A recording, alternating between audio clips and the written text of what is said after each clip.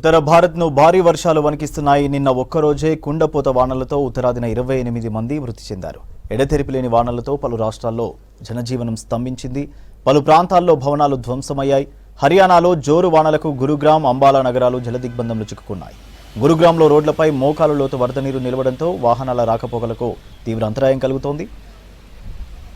లోతట్టు ప్రాంతాలను వరద ముంచెత్తింది. అటు నైతే డ్యాం ఉప్పొంగడంతో అనేక గ్రామాలకు వరద ముంచెత్తింది.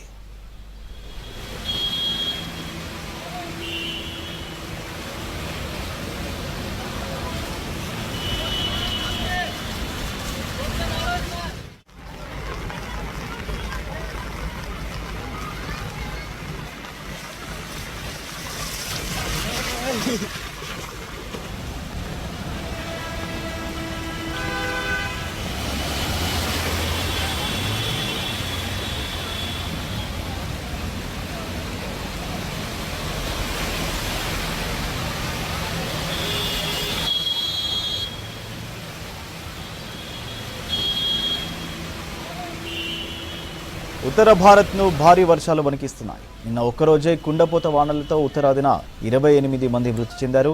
ఎడతెరిపిలేని వానలతో పలు రాష్ట్రాల్లో జనజీవనం స్తంభించింది. పలు ప్రాంతాల్లో భవనాలు ధ్వంసమయ్యాయి.